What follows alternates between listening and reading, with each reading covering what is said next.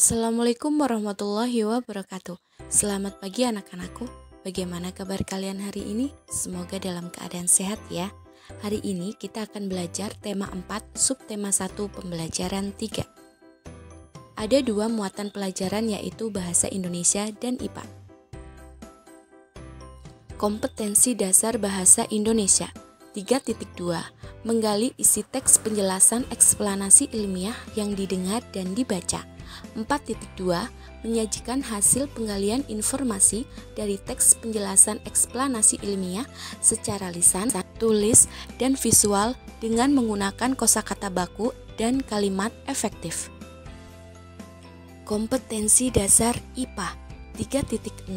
Menjelaskan cara menghasilkan, menyalurkan, dan menghemat energi listrik.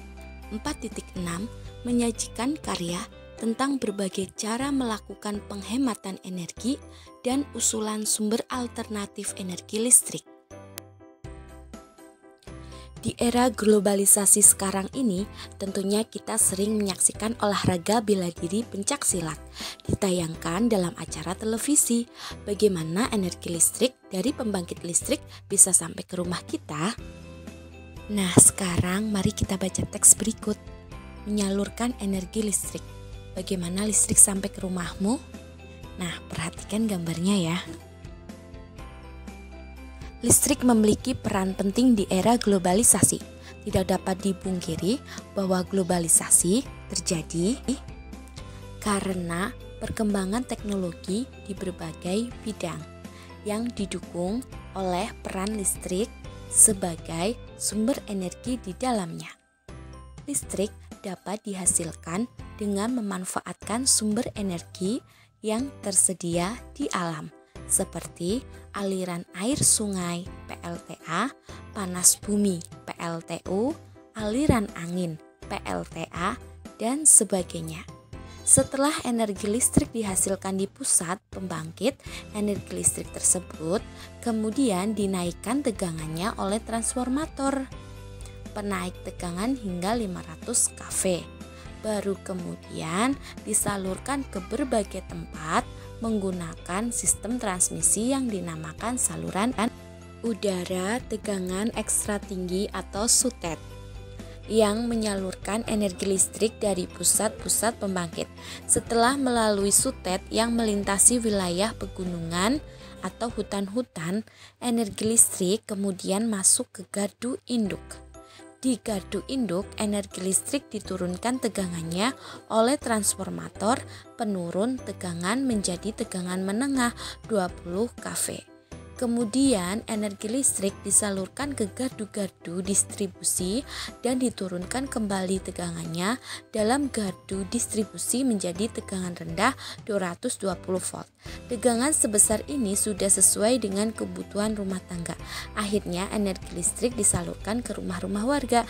Dengan adanya listrik, kini masyarakat dapat mengakses informasi yang berasal dari berbagai belahan dunia. Tanpa listrik tentunya hal tersebut tidak akan bisa terjadi. Lalu bagaimana dengan daerahmu? Apakah kamu telah merasakan manfaat listrik dalam kehidupan sehari-hari di rumah? Nah, sekarang jawablah pertanyaan berikut berdasarkan teks bacaan tadi ya. 1. Apa saja jenis sumber daya alam yang bisa digunakan untuk membangkitkan energi listrik? 2. Apa fungsi SUTET pada sistem transmisi energi listrik? 3. Mengapa energi listrik dari pusat pembangkit listrik perlu dinaikkan lalu diturunkan tegangannya sebelum disalurkan ke rumah-rumah? 4. Bagaimana sistem transmisi tersebut memiliki peran penting di era globalisasi sekarang ini? Jelaskan dengan singkat ya. Nah, sekarang tuliskan informasi penting dalam setiap paragraf dari teks tersebut pada diagram berikut. Nah, diagramnya seperti ini ya. Baik anak-anakku, kamu telah memahami proses menyalurkan energi listrik dengan sistem transmisinya. Komponen utama pada proses penyaluran energi listrik adalah sistem transmisi, sistem distribusi, serta transformator penaik dan penurun tegangan. Lalu siapakah penemu sistem transmisi tersebut? Baca informasi singkat berikut untuk menambah wawasan ilmu pengetahuanmu. Nikola Tesla, seorang berkebangsaan Yugoslavia, adalah penemu sistem pembangkit dan transmisi listrik pada tahun 1895. Sejak kecil, Nikola memiliki rasa ingin tahu yang besar tentang berbagai hal. Ia sangat menyukai matematika dan fisika. Ia pernah bekerja sama dengan Thomas Alva Edison dan merancang 24 jenis dinamo. Setelah Michael Faraday menemukan energi listrik, Nikola mengembangkan penemuan tersebut dengan membangun pembangkit listrik tenaga air atau PLTA pertama di dunia. PLTA tersebut memanfaatkan air terjun Niagara di Amerika. Maka sejak saat itu listrik pun menerangi dunia hingga sekarang. Berkat penemuan Nikola Tesla, kini sebagian besar warga dunia bisa menikmati listrik. Kita harus bersyukur kepada Tuhan yang telah menyediakan beragam sumber daya alam untuk bisa kita gunakan sebagai pembangkit energi listrik. Pada pembelajaran sebelumnya, kamu telah menulis tentang proses dihasilkannya energi listrik pada pembangkit listrik sederhana mikrohidro. Nah, sekarang coba tuliskan dengan runtut kelanjutan dari tulisanmu, yaitu tentang proses menyalurkan energi listrik yang telah dihasilkan oleh pembangkit listrik mikrohidro tersebut. Kamu dapat menambahkan gambar untuk memperjelas tulisanmu. Isi tulisanmu adalah tentang proses menyalurkan energi listrik dari pembangkit mikrohidro hingga sampai ke rumah-rumah warga di lingkungan tempat tinggalmu.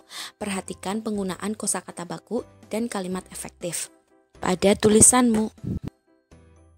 Baik anak-anakku, untuk pembelajaran hari ini sampai di sini dulu ya. Semoga kalian paham. Selamat belajar, tetap semangat.